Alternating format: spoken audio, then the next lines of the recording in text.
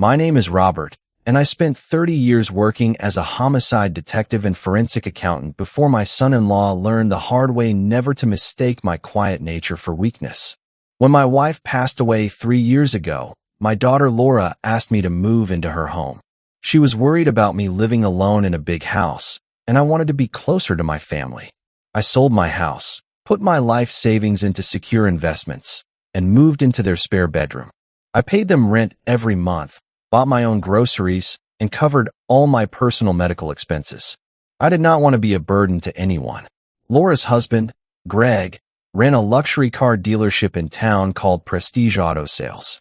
Greg was 35 years old, loud, and obsessed with displaying wealth he did not actually possess. He drove brand new sports cars, wore expensive suits, and talked constantly about his investments. However, beneath his shiny surface, Greg was struggling. He had purchased his dealership using high-interest commercial loans right before interest rates began to rise. His inventory costs were enormous, and sales were dropping every single month.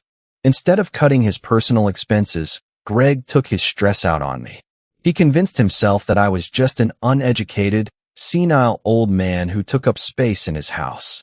Because I spent most of my days sitting in the living room reading historical nonfiction books, Greg assumed my mind was completely gone. He began making rude comments about me in my own presence. At dinner, if I tried to join a conversation, Greg would roll his eyes and talk over me. Robert wouldn't understand how modern business works, Greg said to a guest one evening. The world passed him by 20 years ago, and now he just sits there staring at pages. I did not argue with him or raise my voice. In my 30 years on the police force, I learned that angry people make mistakes, while quiet people observe everything. I noticed the subtle signs of Greg's mounting financial desperation every day. I saw how his hands trembled whenever he opened business mail at the kitchen counter. I heard him pacing up and down the hallway at 2 o'clock in the morning, whispering frantically into his phone. I saw the past due notices tucked under papers in his home office. Greg thought he was hiding his failure behind expensive watches and arrogant remarks. To my trained eyes, he was an amateur drowning in an ocean of debt. The situation reached its breaking point on a Tuesday evening in late September. Laura had gone out for dinner with her childhood friends, leaving Greg and me alone in the house. I was sitting in my dark armchair in the corner of the living room, reading a book by the dim light of a floor lamp. The back patio door was opened an inch to let the cool evening air circulate through the house. Greg stepped out onto the back porch with a drink in his hand, unaware that I was sitting near the open window. He dialed a phone call on speaker mode, and I heard his business partner answer. "I am telling you, Paul, the bank floor plan payments are due next week and I don't have the cash," Greg said, his voice full of panic. "Can't you stretch the accounts receivable another month?" Paul asked through the speaker. "No, the auditors are coming in 30 days, Greg replied sharply. "If I don't deposit fresh cash into the operating account, they will freeze my inventory." Paul paused for a moment before speaking again. "What about your father-in-law?" Paul asked. "Doesn't the old guy have a government pension and savings?" Greg let out a harsh, mocking laugh that echoed across the porch. "Your father-in-law is a brainless leech," Greg said loudly into the phone. "He sits in that chair all day looking at nothing. I'm going to dump him in the cheapest state asylum next month and take his pension." Greg declared, "I will apply for emergency legal guardianship next week by claiming he has severe dementia." Greg continued, "His monthly state pension will cover my floor plan payments, and his retirement cash will clear my personal loans." I sat completely still in the dark living room. My heart did not race, and my hands did not shake. A cold, familiar focus settled over my mind, the exact same focus I used when solving major crime cases decades ago. Greg did not realize that before I retired, I was a senior homicide detective and a certified forensic accountant for the state police. I had spent 3 decades investigating corporate fraud, money laundering, and complex financial schemes. He thought he was dealing with a helpless old man he could throw away into an institution. He had no idea he had just declared war on a trained investigator. I waited until Greg went to bed that night before I began my work. At midnight, I walked quietly to my bedroom, and pulled my laptop out from the bottom drawer of my closet. Greg was arrogant, and arrogant people are always careless about security. He had set up an unsecured home Wi-Fi network without proper encryption or administrative firewalls. Every night, Greg connected his dealership laptop to the home network to back up his business files onto a shared local drive. He believed no one in the house knew anything about computers. I turned on my laptop, connected to the local network, and accessed his shared drive within 10 minutes. What I found in his digital files went far beyond simple debt and bad management. Greg was running a massive, illegal money laundering operation directly through his luxury car dealership. He was taking large amounts of illicit cash from an unregistered offshore betting syndicate and cleaning it through his vehicle sales. He used a basic illegal method known as structuring. When buyers paid cash for vehicles, Greg split the deposits into smaller amounts under $10,000 to avoid triggering federal reporting requirements. He also created double-entry accounting ledgers. One ledger showed fake, inflated purchase prices for luxury cars to justify large incoming wire transfers from offshore shell accounts. The second ledger showed the actual real transactions and the cash cuts he kept for himself. I opened a blank spreadsheet on my laptop and began my audit. For 3 straight weeks, I worked while Greg was at his dealership during the day. I systematically downloaded his financial transactions, tax filings, and wire receipts. I cross-referenced 25 vehicle identification numbers from his sales logs with national motor vehicle registries. 14 of those luxury vehicles had already been scrapped or exported years prior, proving his sales records were completely fake. I organized all the evidence into strict chronological order. I created detailed flowcharts showing how illicit cash moved from offshore accounts into his business accounts and then into his personal credit lines. While I conducted my investigation during the day, I maintained my quiet routine in the evening. I sat in my armchair, wore my old sweaters, and pretended not to notice Greg's growing hostility. Greg grew more aggressive as his audit deadline approached. He started leaving brochures for low-end, neglectful state care facilities on the kitchen counter where I would see them. He openly told Laura that my memory was failing and that I was becoming a danger to the household. Dad remembered everything fine yesterday. Laura argued with him one evening in the kitchen. "You don't see what I see, Laura," Greg replied in a loud, stern voice. "He is slipping fast, and we need to put him in a facility before he burns the house down." I listened from the living room, keeping my eyes fixed on my book. Greg thought he was backing me into a corner, but in reality, he was walking straight into a trap I had carefully designed. By the end of the 3rd week, my forensic report was 80 pages long. It contained hard proof of wire fraud, tax evasion, bank fraud, and federal money laundering totaling over $3 million. I saved the entire file onto an encrypted memory stick and printed a full paper copy, binding it neatly in a dark blue binder.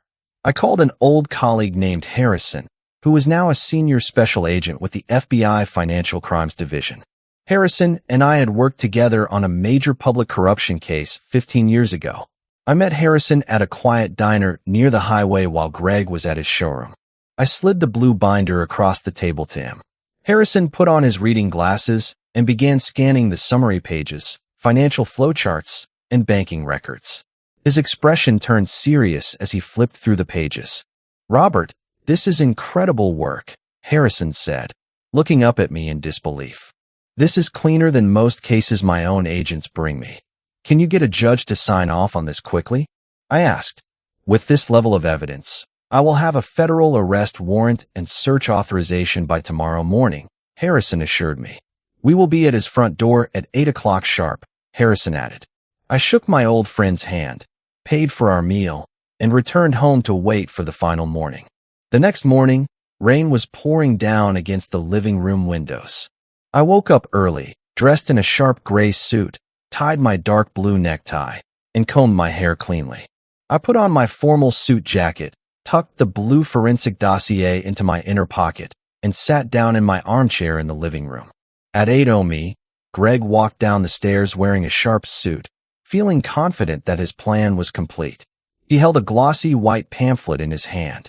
He walked into the living room, stopped in front of my chair, and threw the brochure directly into my lap. The front cover read, Oak Ridge State Care Facility, Basic Assisted Living. "Good morning, old man," Greg said with a condescending grin. "I booked an appointment for you at 10 o'clock today," he said, folding his arms. "You are going to take a tour of this place, and we are signing your intake papers before the afternoon," Greg announced. Laura walked out of the kitchen, looking distressed and pale. "Greg, please, we haven't even talked about this as a family," Laura said, her voice shaking. "There is nothing to talk about, Laura," Greg snapped, turning his back on me to face her. "He is a financial burden, his mind is gone, and I am not paying to keep an invalid in my house anymore," Greg said harshly. "His state pension checks will go directly toward paying his care bills, and that settles it," Greg added. I picked up the pamphlet from my lap, folded it once, and placed it neatly on the side table next to my reading lamp. I looked up at Greg with a quiet, calm expression. Before Greg could speak again, 3 loud, heavy knocks sounded against the front door. The sound echoed through the high ceiling of the entryway. Greg frowned and checked his wristwatch in confusion. "Who was coming to my house at 8 in the morning?" Greg grumbled. He walked down the hallway to the foyer and pulled open the heavy wooden door. Standing on the porch were 4 FBI agents in dark jackets and 2 federal marshals. Agent Harrison stepped forward, holding a legal document in his hand. "Greg Miller," Harrison asked in a firm, commanding voice. "Yes? What is this about?" Greg asked, his voice suddenly losing its confidence. "We have a federal warrant for your arrest for money laundering, wire fraud, and tax evasion," Harrison stated clearly. Greg's face turned completely white. "This is ridiculous. I am a legitimate business owner," Greg yelled, stepping back into the hallway. "Agents, secure the home network, laptops, and all financial documents," Harrison commanded his team. The agents pushed past Greg into the foyer. I stood up smoothly from my armchair in the corner of the room. I walked past Greg, who was leaning against the hallway wall, shaking. In fear, I pulled the blue-bound dossier from my jacket pocket and handed it directly to Agent Harrison. "Here is the master dossier, Harrison," I said calmly. "It contains the full index of his double ledgers, fake vehicle trade-ins, and offshore bank routing numbers," I explained. Greg stared at me with wide, bloodshot eyes, his jaw dropping open in shock. What did you do?" Greg stammered, pointing a shaking finger at me. "How do you know about those ledgers?" he gasped. I walked right up to Greg and looked him dead in the eye. "You thought I was a brainless leech sitting in that chair," I said in a quiet, even tone. "You thought my silence meant my mind was gone," I continued. "But you forgot what I did for 30 years. I was putting financial criminals in prison long before you ever bought your first suit," I told him clearly. The federal marshals grabbed Greg's arms, turned him around, and snapped metal handcuffs onto his wrists. Greg began to cry and babble excuses as they marched him down the front steps into the ring. Laura stood in the hallway, staring at the open door in complete disbelief. I walked over to my daughter, wrapped my arms around her, and held her tightly. "It is over now, Laura," I whispered gently. "He was hurting you, and he was going to ruin your future." Over the next 2 months, the truth came out in court. The federal government seized Greg's dealership and frozen all his personal accounts under civil forfeiture laws. His business partner was arrested 3 days later at an airport while trying to flee the country. Laura filed for divorce immediately after learning that Greg had also accumulated massive secret debts in her name without her knowledge. Using my evidence, my legal team managed to clear Laura of all financial liability, saving her from bankruptcy. With my own savings and retirement funds, I bought a small, beautiful beach cottage on the coast. The cottage has a wide front porch that looks directly out over the blue ocean water. I spend my mornings sitting on the porch, feeling the ocean breeze and reading my favorite history books in total peace. Laura comes to visit me every weekend, and together we are building a life based on truth and mutual respect. Many people in this world make the mistake of measuring a person's intelligence by how loudly they speak or how fast they move. They see an older person sitting quietly and assume they are helpless, weak, or easy to push around. They forget that experience does not need to shout to be powerful. Silence is often the place where real strength plans its move, and those who ignore it usually learn that lesson when it is far too late. If this story resonated with you, join our channel by liking and subscribing for more real family-centered stories. Thank you for listening. I'll see you in the next one.